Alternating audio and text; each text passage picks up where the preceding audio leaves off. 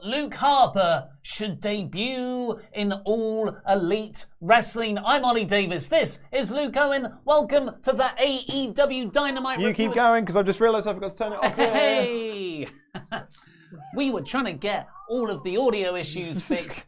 Hopefully we did. Oops. But we forgot to turn off the sound of the computer when doing so. Oh yeah, this one right here. Get your comments in down below. We'll be replying to those, as well as super chats throughout the show. But first off, news from this morning's Wrestling Observer newsletter. Luke Harper, Brody Lee, as he's known since leaving WWE, was released back in December, is planned, spoilers I guess, planned to debut for AEW on the March 18th show, I believe. Yes, because that's the one that's in New York, right? Well, Yeah. New Jersey. Yeah, which is his hometown. His 90-day non-compete clause expires near the end of February, but they're going to wait a bit longer, get that hometown pop, something that WWE have kind of ignored for decades, really, that people can be more over in the place that they were born. I think it's a really smart move. Yeah. If that's the case, yeah. So, we are asking, based on this episode and what we know of Dynamite so far, how could Harper be introduced into all this stuff? Yeah, how should Luke Harper debut? Now,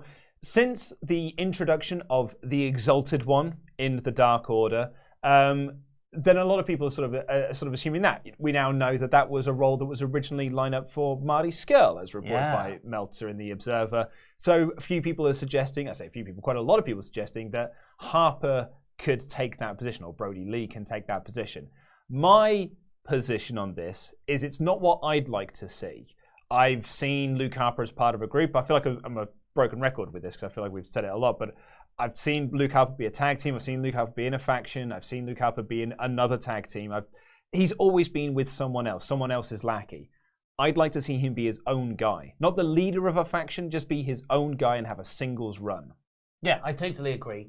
And that's sort of the difference to this conversation today. We're going to go through a few people we think he should go against if he was to debut, which sounds like he is.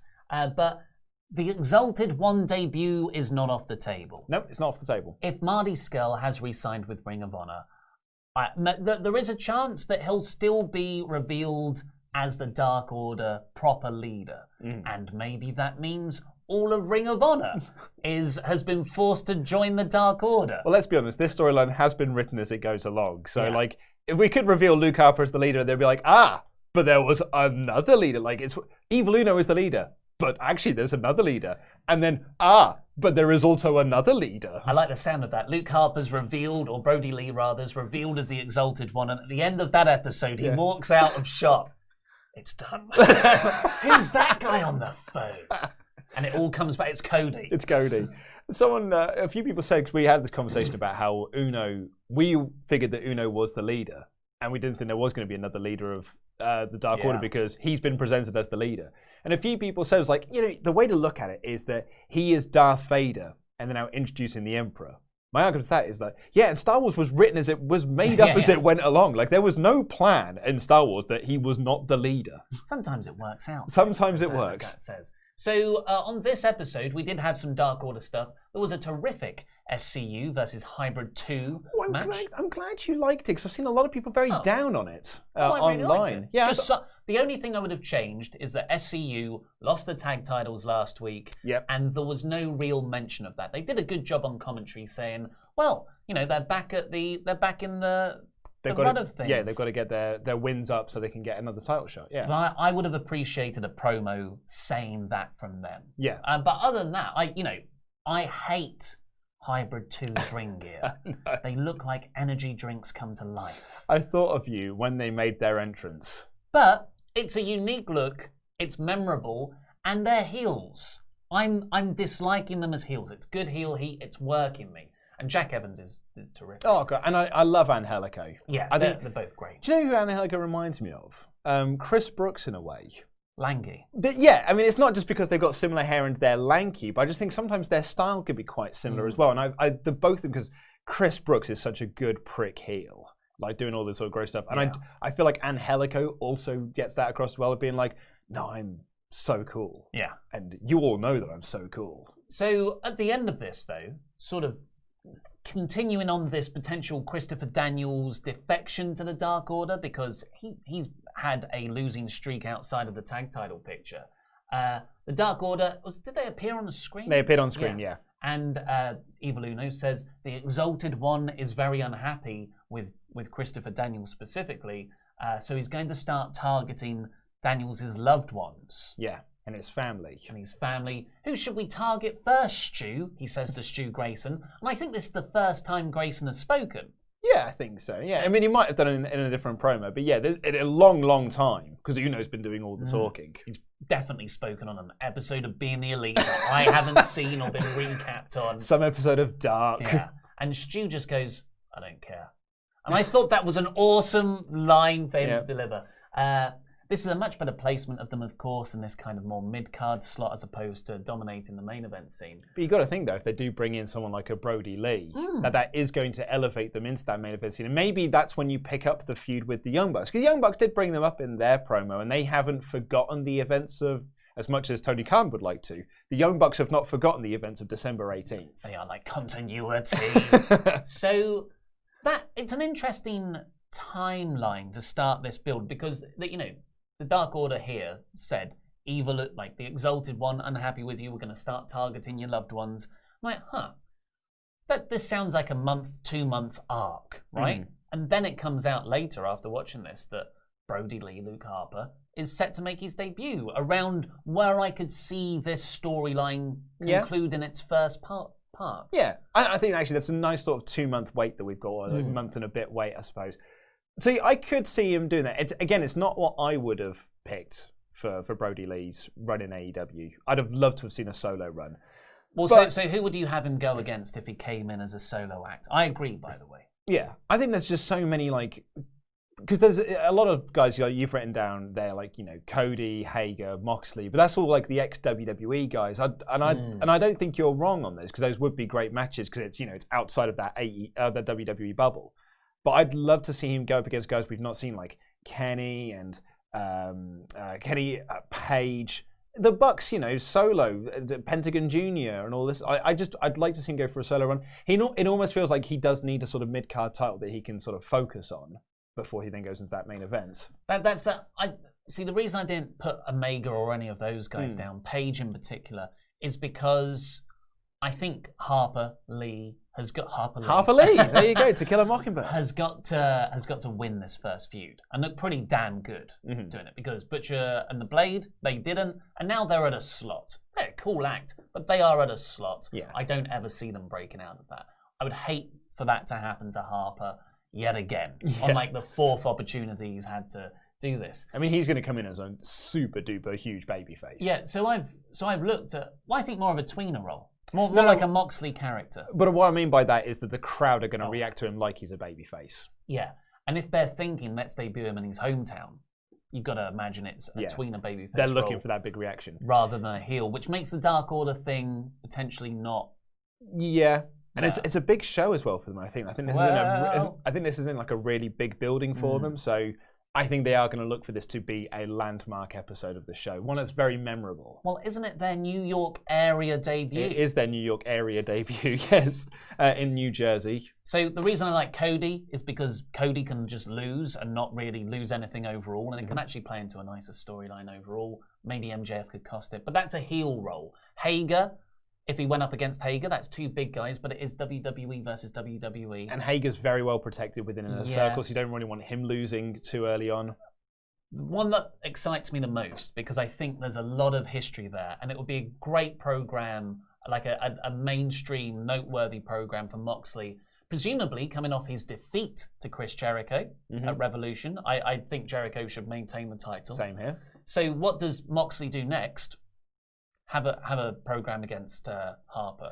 I think you're 100% right on this, but I'm actually going to go with Darby Allin as my sort of thing, because Darby Allin is a guy that, and we've seen this, in the year that AEW's been around, he can take those losses, but it doesn't affect how over that he is. Yeah. And I actually think a program with Lee is just going to get him even more over than he currently is, because he feels like he is being slotted with a potential top star in the company that Harper can win, but Darby can get a lot out of. You see, I see that a few months down the line. I think I've convinced myself in the last 10 minutes that I want to see Brody Lee Moxley. And it's just because of that history between the two with the Wyatt family and the Shield. And you can never mention it, of course, never mention it, but you can play off of it and it can just lurk in the background. And that Shield Wyatt family stuff is some of the best stuff in wrestling of all time. The Elimination Chamber, when they had that first 6-man tag, when they just made their entrances and the crowd were chanting, "This is awesome." And it was so awesome. There was a 6-week period where it was just those two factions main eventing every episode of Raw, and it was freaking awesome. Yeah, totally. So I've got a lot of love and affection for that time and that feud, and I'd love to see it continue through this into a new way. Not copying WWE, I'm not saying anything like that. I'm just saying you have a history between two guys. Just like how Moxley and Jericho are alluding to a larger history between them, but not, but without saying Mitch the Plant. I like Liam Selby's suggestion of Joey Janela. Yeah, I think you have to be really careful about where you debut Harper, because at the end of the day, very unfortunately, he was a mid-carder in WWE. We all know he could have been pushed for potentially more, but he was slotted in at a mid-card slot. And the last thing you want to do is do the same thing with him. And if you put him, and I love Darby, I love Joey Janela, but it's going to send a certain signal. If you put him with main event guys immediately, that's going to change the framing. You're completely right. I was about to say, you don't want to Hangman Page this. Exactly. Yeah. And Page win the Casino Battle Royale, which was filled with comedy characters, legends, and mid-carders. And then you just had him have mid-card matches and then be like, and now get excited for him facing Jericho at the pay-per-view. Before we get in with the rest of the episode, we're going to do some super chats. But first off, and I won't hammer this to death, you know what time it is, folks. There are 840 of you watching right now, but only 78 likes. It's a thumbs up party, Luke. We're having a thumbs up party. Join in with me, Luke. There ain't no party like a thumbs up party. We had 3,500 thumbs up when we did this on Tuesdays. I'm feeling the rhythm now. There's no music in here. And, I see him climbing. They're going up. So, should we go through super chats and I'll just keep on doing this if you read them out?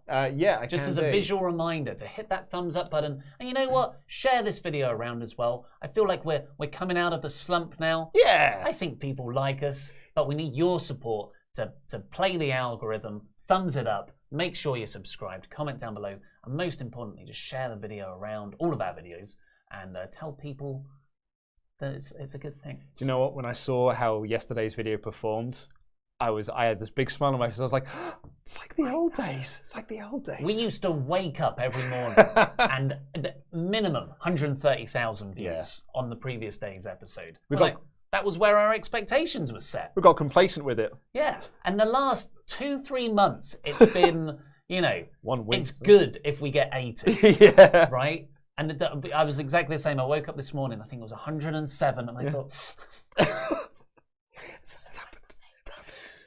Right, 250. Yeah, so here's some super chats for you. On the subject of Luke Harper / Brody Lee, Gazatola of Rock and Roller says, not seen Dynamite yet, but Lee needs to be a solo act when he debuts. Totally. He's a hell of a talent and capable of so much more than we've seen in WWE, such as his time in Chikara feuding with Cesaro. Yeah, so I haven't seen much of that, but it was part of the documentary. Really good profile WWE did on Harper and his journey to get to where he is. And sorry, when you're not doing the movement, it's just like you're going, oh, friend. Well, yeah, everyone's a friend. 259 thumbs up friends we've got right now. What's the deal with the other 500 people who haven't pressed it yet? But yeah, I'm very excited to see what Harper can do. Unfortunately, I think he's like 38 or something, which is in the twilight years of a wrestler. So hopefully his best days aren't behind him. On the subject of AEW miscellaneous, Zach Icon Linda said, I had a big one when Yuka Sakazaki was announced for next week's episode. That would be her Dynamite debut. No. And that's what they said, yeah. She's probably done stuff on Dark. Wow. I saw her at the Pro Wrestling Eve show a couple of weeks ago. What a star presence live. She's fantastic. Yeah. So people can correct me in the chat if I was wrong on that. Juan Villa said, Matt Riddle to AEW, your thoughts? I can see him making a tag team with Joey Janela. You bring Riddle to AEW. I love Joey Janela. I don't know why everyone's it saying... sounds like you hate him, I'll be honest with you. That's two people now who's just over Joey Janela, and you're like, no. They're way better than Joey Janela. Joey's going to watch this and be so upset with you. I love Joey Janela. I just think there's a better use for Matt Riddle. For everyone. So, no, I don't think I don't think Matt Riddle will go to AEW. I think he's in a... like Adam Cole now. I feel like they're NXT boys. Even though he's obviously had some heat on him, I don't believe all this stuff about it's not a big deal. Yeah. It's what a waste of him on the main roster in the Rumble. Yeah. But I do think he's one of Triple H's boys. My theory on that is that it's kind of a little from column A, a little from column B. Matt Riddle does have heat, but it's main roster heat.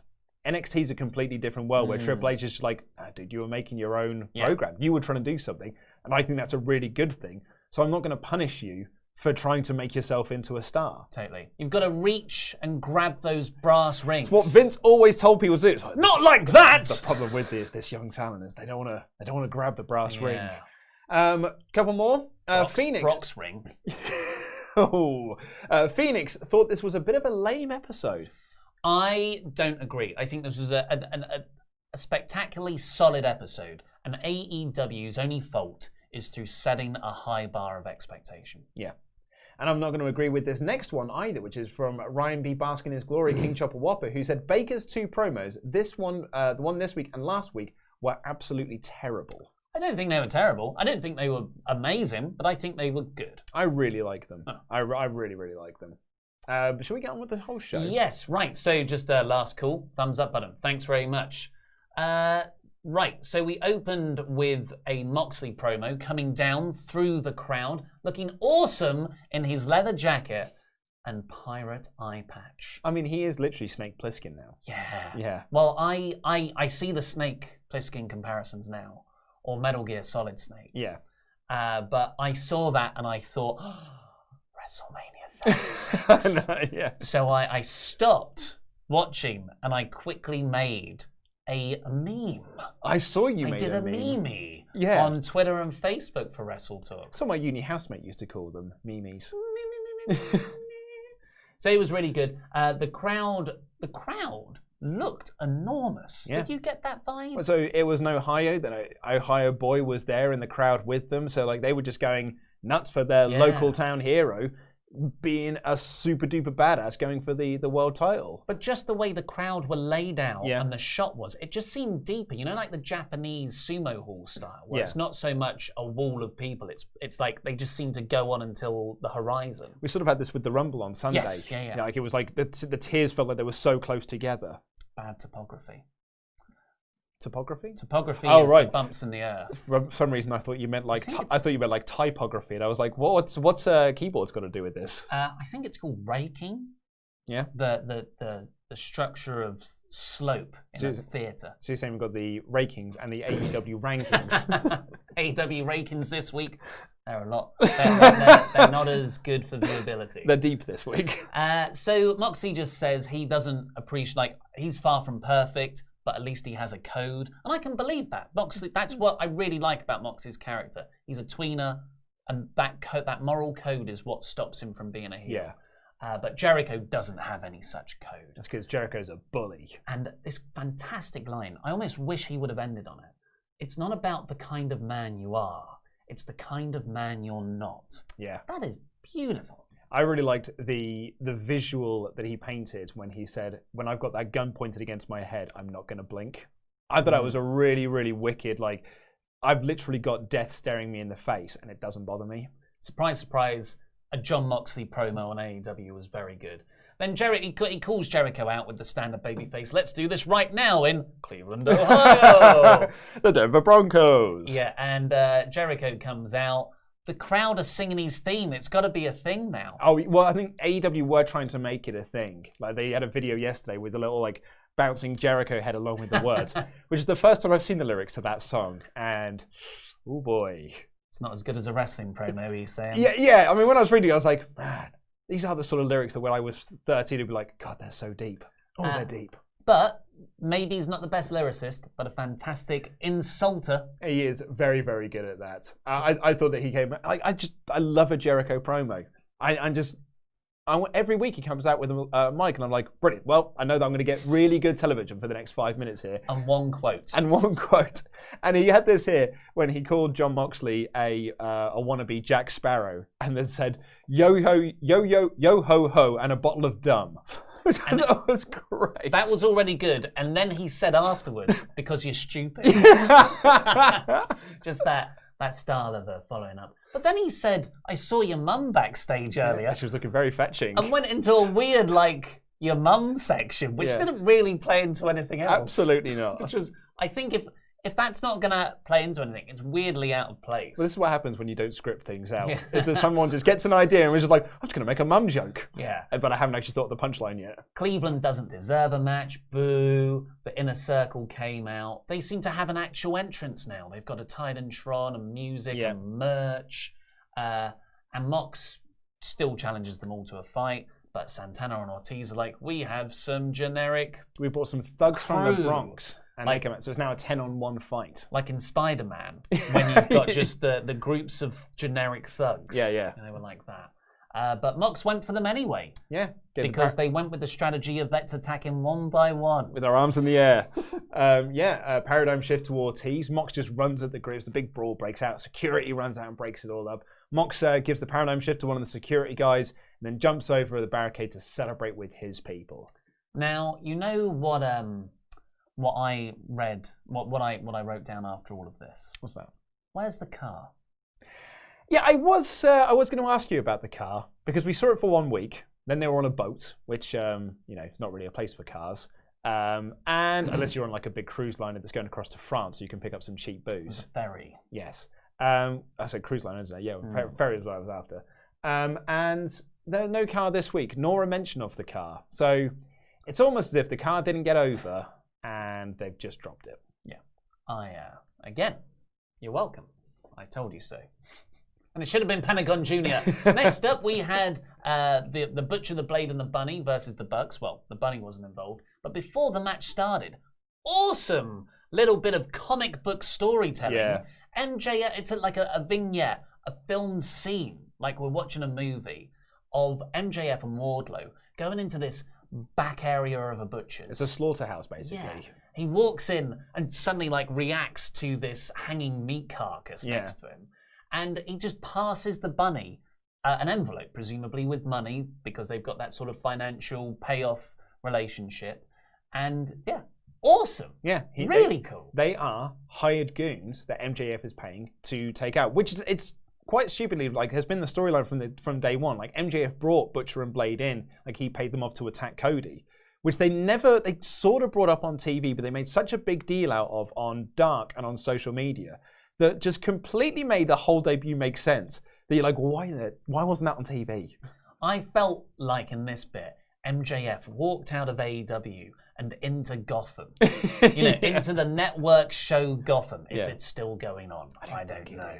And in that, I'm sure all 3 people that watch it will tell us in the comments. In that, he walked into one of the Joker's affiliated groups. Yeah. And was like, do a deal for me. I loved it. As a comic book fan, I've got to think this is Cody influence.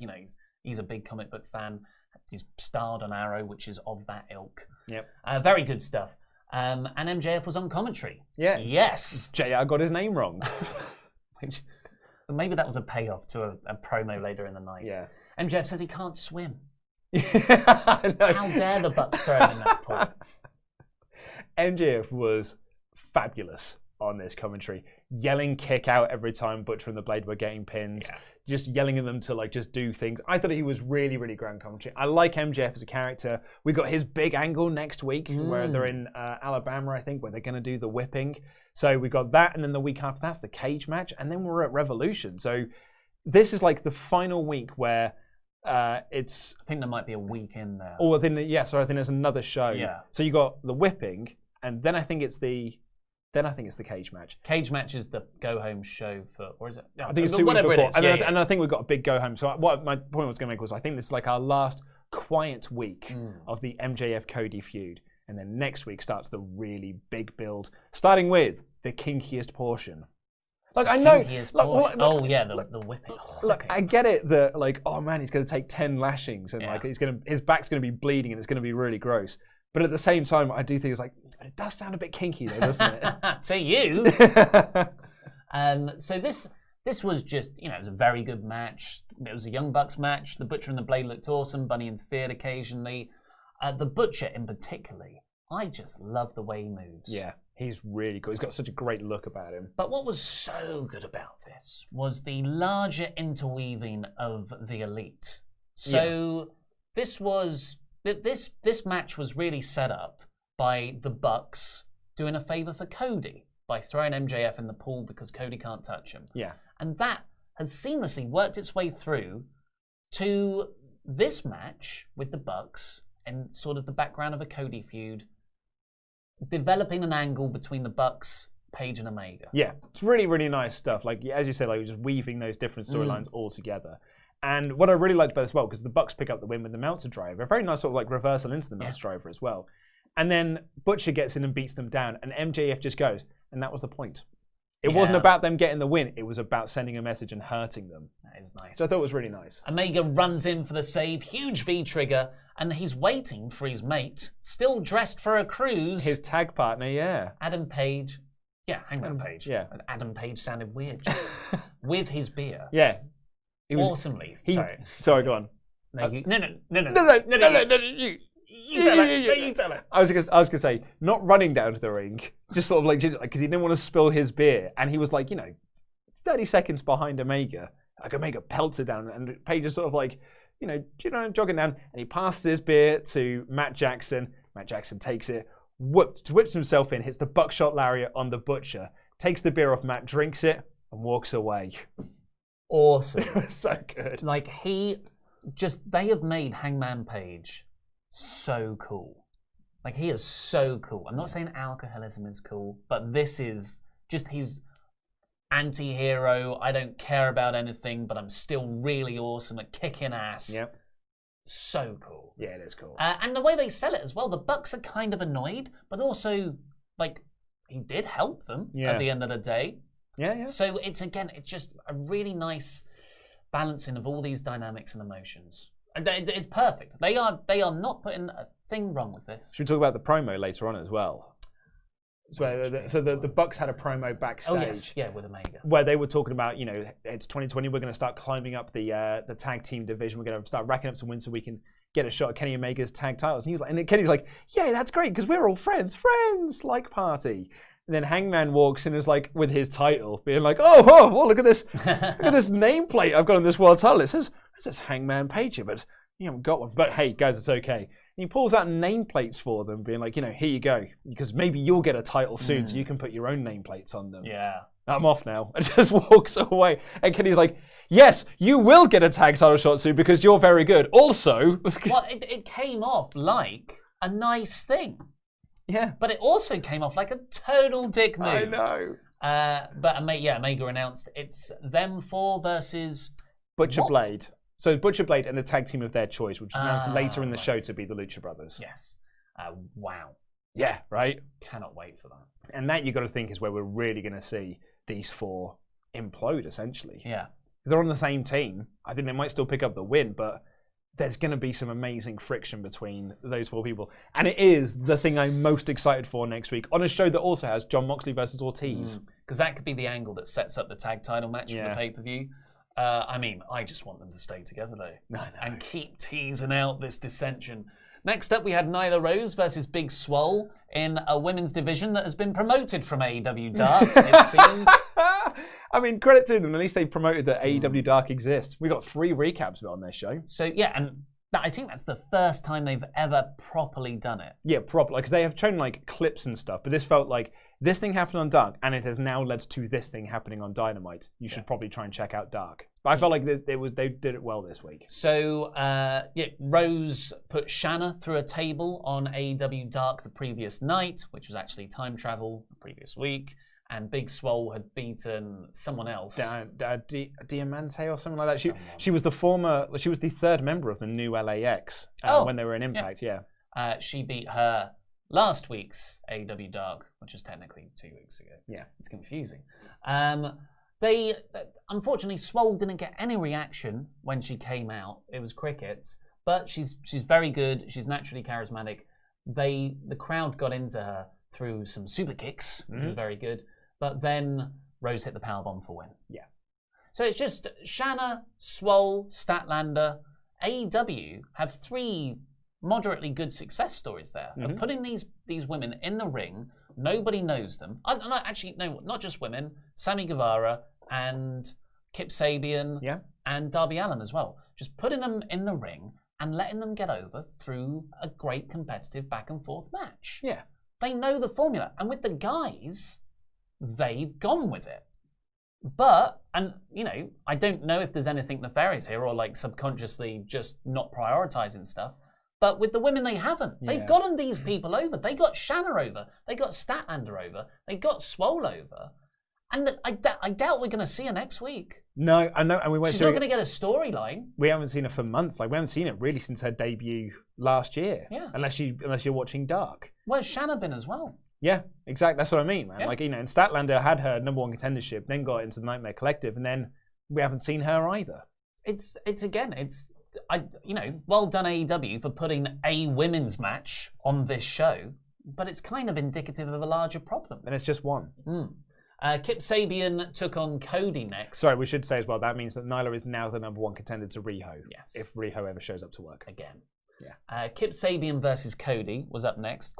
I was really looking forward to this match. Yeah, and me I've got to too. say, they delivered. Yeah, I mean, there's probably a bit too much interference in Gaga for my liking. The Arn Anderson stuff didn't completely work for me. Well, yeah, because you had Penelope Ford interfering constantly, then like throwing her boot into the ring. You had Arn Anderson getting ejected from the ring, and you also had Joey Janela at ringside distracting Kip Sabian. Yeah. Which didn't play into the finish. It was just like there was so much going on. It's only a 12-minute match as well. There was almost too much going on when you could have just focused on Cody and Kip. But to give it my big bit of praise, what I absolutely loved about this match, and what I love about Cody, is he knows how to get people over in defeat. Because Kip Sabian felt like such a bigger deal coming out of this match than he did when he went in. And the same thing happened with Darby Allin. Same thing happened with Sammy Guevara. He is so good at making someone else look really good in defeat. And it's all down. I mean, it was a good match all the way through, but the genius of it was was it 3 crossroads at the end? So Cody effectively saved up all his finishers. And sold them all. He was being worked over for the last part of the match. And then I think he hit a springboard cutter. And then it was 1 crossroads, pick him up. Another crossroads. Crowd are loving this at this point. Up again, 1 more time. 3rd crossroads. 1, 2, 3. Like, it's sometimes you're like, oh, you've hit the guy, you've buried a guy. But no, it didn't come off that way at all. No, you've really almost respectfully beaten this guy because it's taken that much to put him down. Cody looks awesome because it was that level of intensity and ferocity. It was great stuff. I thought it was, I really enjoyed the match. As I said, the interference in Gaga was a bit too. But again, to melt to this, crowd loved it. Like this got massively over with the crowd, so it's just a personal preference for me. Crowd loved everything that they did. They loved each of the interference spots, particularly the Joey Janela one. Well, that was a great visual. Which was, and Joey's like selling of it was fantastic. His facial reaction to it was so good. And actually, I kind of am into the Joey Kip feud. Yeah. It's what happened was Kip and Penelope. Is that how you say it? Penelope Ford. Yes. Penelope Ford were healing it up on the outside. They're about to do their 2nd snog of the match. They go in, closed eyes to kiss each other, but Joey Janela somehow pops up from the crowd, puts his face between them, and both people kiss him. And the camera like zooms in, and then you have the slow eye open reveal of Kip and Penelope, where they're like, "Oh no, we're kissing the wrong person." That is the perfect tag partner for Matt Riddle, if you ask me. Oh. But yes, it was overbooked. A lot of these spots, like all the spots were good. Arn Anderson, sort of getting ejected because he shoved the referee because he was like, no, I'm a passionate manager, man. Yeah. He had a color-coded sheet as well. It's my kind of guy. Yep. Those are all good spots. But it was overbooked. So just have that, save some of those for next week. You could have just done one of them, But the crowd popped huge for the Cody win at the end. I love Cody, he's my brother. Britt Baker promo next. Okay, so I really like this. I really like what Britt is doing, mainly because she's right. And she's cutting these heel promos where she's not wrong. And I've always loved justified heels. Where she came out, she ran down Tony being a knob, being like, you're a crappy barista and this, that, and the other, Mr. Starbucks or whatever they want to call him. Then she targets JR and is like, look, how dare you? Last week you cut me off midway through my promo. It's so disrespectful. And you're paid way more than I am to get people's names wrong. Yeah. While I'm out there like entertaining everyone. I was the first female signing of this company. I'm the one that's on the billboards. I'm the one that's on all the trucks. I am the star of this show. And you should respect me more. And she's like, I'm here every week busting my ass, which is more than you can say for Riho. And it's like, everything she's saying is not wrong. Yeah. You're selling me on it a lot more. I mean, I liked it. Yeah. I think it was fantastic content. And she delivered it a lot better than the previous week. So that was, I don't know if that was because it's the first time being a heel. It was on windy. A boat. It was very windy. JR cut her off. I loved how they used that in this thing. Yeah. Yeah, that was sort of motivation and fuel for her new heel character. But yeah, I definitely intrigued because I think she's only going to get better. Like this week compared to last week, like double as good. Yeah. So you wouldn't assume that she would get even better as a heel. The only thing I didn't like about it was then her doing the sort of dentistry. You got bloody gingivitis. You need to brush your teeth. And then made a local sports team joke. And I was like, yeah, you didn't need that extra bit of heel stuff at the end there. Like the other bit of your content was way better. Something about Ohio having a baker to trust him. I think it's a sports. It's definitely a sports thing. It's sports folks. Yeah, when people will tell us it's a sports, it's probably a basketball batter. Black Aces saying Britt Baker should start using excuse me. I wouldn't mind that. Yeah, it was a sports thing. I sort of smelly breath jokes, I just don't find funny. No. They do it a lot in WWE as well. I think it is an American piece of humour. Maybe because us Brits don't really care. Well, yeah. Wonky teeth. The big what was it? The Big Book of British Smiles in The Simpsons. Yeah. So after this, we had that Bucks and Omega promo, which was very well done. Then we had the SCU versus Hybrid 2 match, which we've kind of covered with the Dark Order bit. SCU getting a win there. They came out in LA basketball tops for Kobe Bryant. Yep. I don't know much about all the various places Kobe's played, but I guess he played there once, and SCU are from there. I think he was very tied to the Lakers. Yes. Of the sports stuff that I don't know, that is one of the things I'm quite confident to say. So that's a very nice touch. It's a very nice thing to do. Then, oh my word. Yeah, right? Pac cut a promo, a pre-taped promo, in black and white, seemingly in off the side of an old bridge in Newcastle. This looked like it was in Newcastle, yeah. It's raining, it's dark, there's street lamps in the background, it's edited so he'll jump really close to the camera at one point and then be back. It was Gollum. Yeah. He gave off such a Gollum vibe, and I'm not saying that in like a, oh, you're such a short person way. I'm saying, no, like a genuinely terrifying, very compelling character, obsessed with something. Yeah. I thought it was low-key. This is my favourite thing on the show. Loki wasn't in it. The one from the Avengers or the wrestler. Yeah. But he sort of said, I'm not doing this on Omega's schedule anymore. He's coming for blood. And, you know, presumably Michael Nakazawa is not in this feud anymore. Well, they have dropped this. He made his point twice.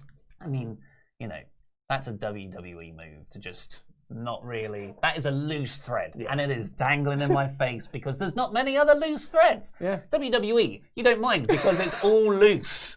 But with AEW, it's so neat and perfect. And then there's this little thing and it bugs me even more. Anyway, I have got to think that he might go towards Paige.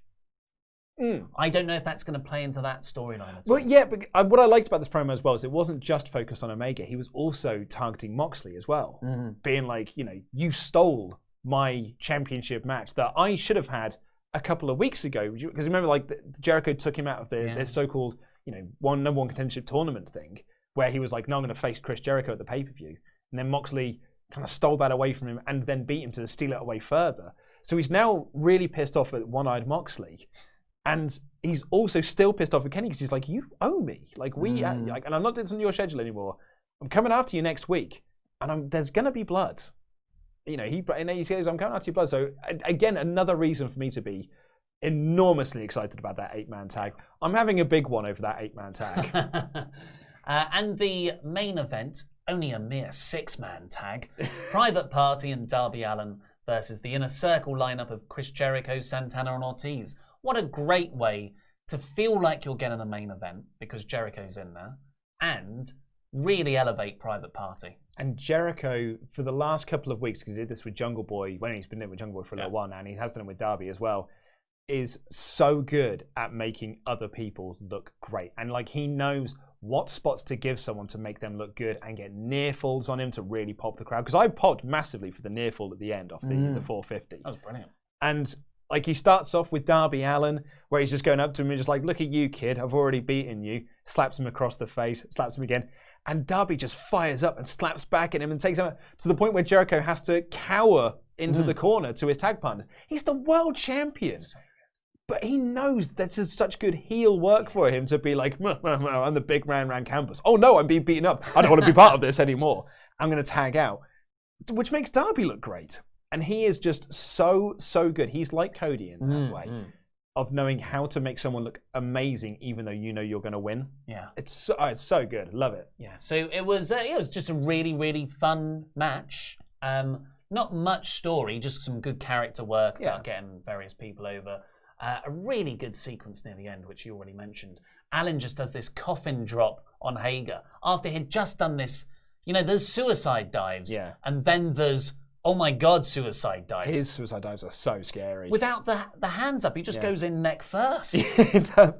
And I think it's through like the bottom and middle rope as well. Yeah. It's a wicked dive that he does. It's so unique to him. So Hager's taken out with a coffin drop. Quen does this dive to take out Santana Ortiz on the other side. Jericho's down. Cassidy goes up for the swanton. Amazing near fall. Gets up. Judas effect. 100% effective. It was super effective. Maybe we should call it Judas 100% effective now.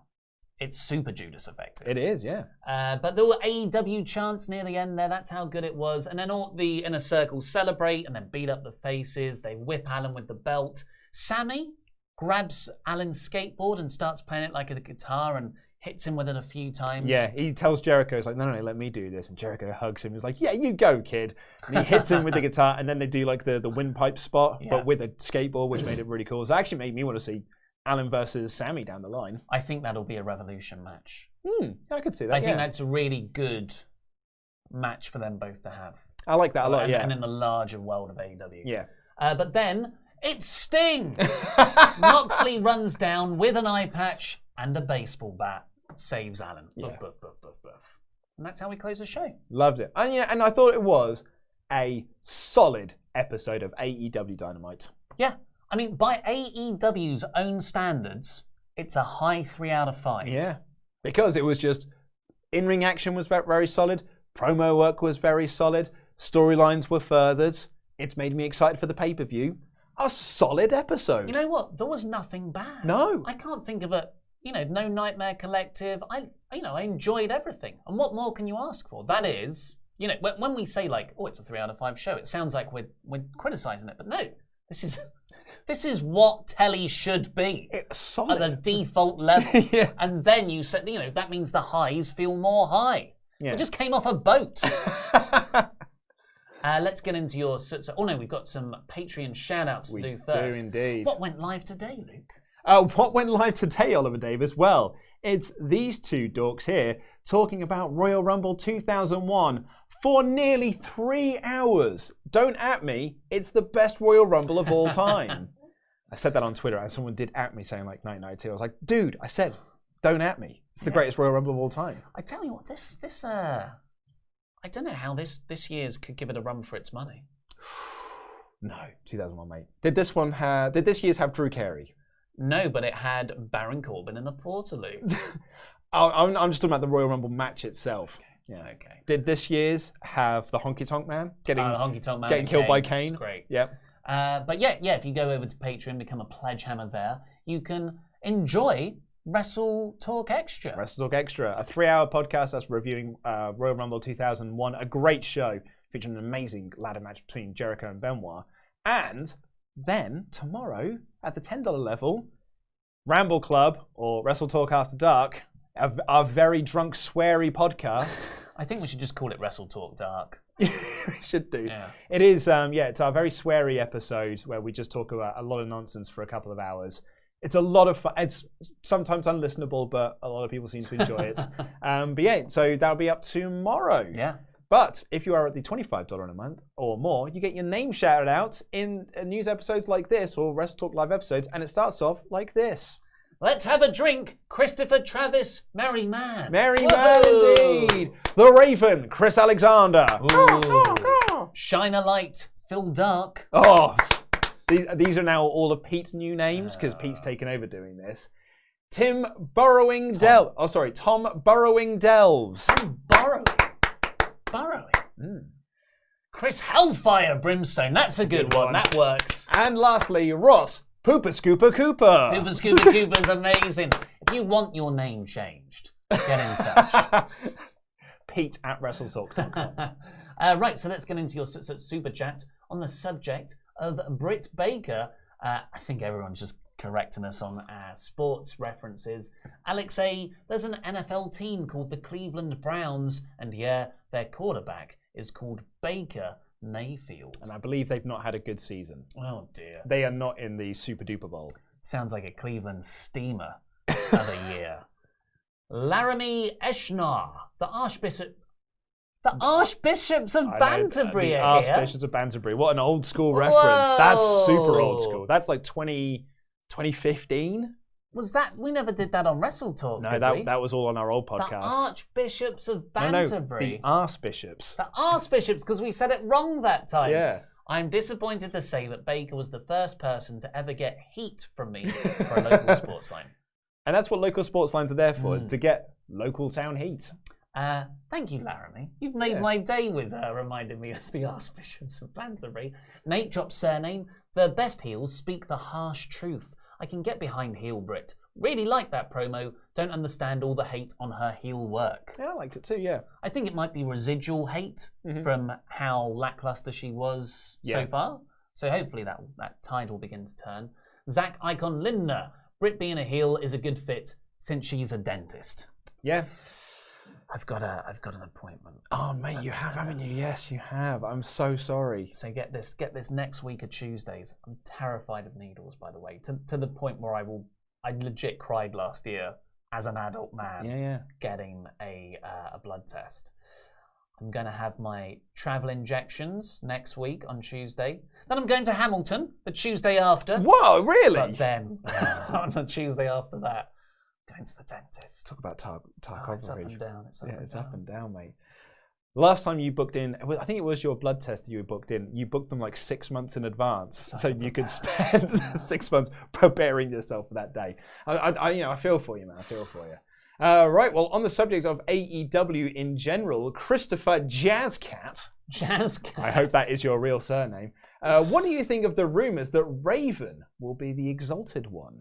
I mean, is that speculation rather than rumors? Do a quick. I wouldn't mind it. He's a great promo guy, fantastic mind for the business. You know, as a booker and creative force, he's on another level. And you know, if you look at all the people who currently don't have jobs in wrestling, that's a huge name that would be an asset if he's managed correctly to your creative team. As far as I can see here, there's no rumors that he is going to be. Just someone posted on Reddit saying, what do you guys think of him possibly? And I think it's a great choice. Elizabeth Williams said, Matt is such a huge talent. Why hold him back? Matt Hardy? Riddle. What's Brody Lee's real name? Is it Brody Lee? It's not Brody Lee, is it? Is she talking about Matt? I don't know. Matt Riddle. Must be John Huber. Yeah. Luke I was going to say, I didn't think it was Matt. It must be Matt Riddle. Could be Matt. Could be Riddle. Exactly, yeah. He's a huge talent. He could legitimately be a mainstream draw. Could also be Matt Hardy. Why hold him back? All the Matts. Give Matt a chance. Nathan, the Alpha with Vela. We're 69 days away from the day after AEW show after WrestleMania. Nice. I still have 70 carries left, so I'm going to use them wisely. Ollie Davis is... What a tease. That is a great super chat, Nathan. That is witty. Zach Icon Linda. The American Shovel, Cody. Oh, you can't mean You that. can't mean that. No, you're being ironic, surely. Al Tiguero. Do you think the reason Jimmy Havoc hasn't been seen in a while on AEW TV is because he is being punished for his altercation with Excalibur? So we've had this in a couple of times, people theorizing this. I wonder if, because Jimmy put up a really heartfelt post yesterday about how he's had a real tough 2019 with some mental health issues. So I wonder if it's more that's been sort of keeping him off TV, maybe. I mean, it could be the Excalibur thing. It could be a whole multitude of issues. Yeah. Nate Drop Surname also said, "Don't at me, Jericho yelling he doesn't suck." Yeah, well, you know, in that one, didn't he do that and then no one did it? Yeah. So I don't know if that's the best example to use. Zach Icon Linda says, having a like spike with the lads. Like Spike. Like Spike is better than like party. Now, I don't want to do this again, but you brought it up, folks. There are 1,200 of you viewing right now, and only 476 likes. Like Spike. Joe Zen says, Nick Jackson does the intro. I knew AEW bought WrestleTalk. Yeah, and he was so excited, wasn't he? So many people in the comments were like, man, Nick looked like he was enthused to do that. But I'm hoping he was hungover and just wasn't like, I hate WrestleTalk, but I like this fan, so I'll do it for him. It was Harrison, right? Harrison Berry? I believe it was, yeah. Let me just check that name so I can give you a proper shout out. You carry on. If you haven't watched it yet, it's in our news episode that went up where we've got the story of WWE being scuppered by starting NXT New Japan. So again. And the more details on that Brody Lee to AEW story, Laurie's NXT review and my AEW review.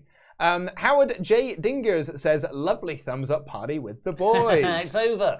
And Josen also suggests that I'm Luke BDSM Owen. Because you find whipping kinky. I mean, I don't personally find it kinky. I just think, just saying, like, you know, whatever floats your boat, as long as it doesn't sink your ship. Yeah. It just feels like when I hear whipping, I either think a problem's come along and you've got to whip it, or just think it's a bit kinky. What's your safe word at home? Dark. Chinchilla. Jose Quinde, if WrestleTalk ever needs Bronx thugs, just say the word and me and my crew are there on the first flight out. Oh my god. That's such a cool thing to phone in. I need Bronx thugs right now. The only way to make this better though is if you've got like a cool, like I'm thinking like the Warriors. Like, so you've got your own distinct like gimmick. Bronx. No, but like that's set in New York, like isn't it? So you want, you want like, you know, the baseball Furies, or you want to have your own gimmick. See, I want more like a variety of weapons that you can grab. Howard J. Dingus thinks that it says, sorry, Luke, 2020 Royal Rumble is greater than the 2001 Rumble. It's the fact that we're having this conversation shows how good Sunday's Rumble was. Yeah.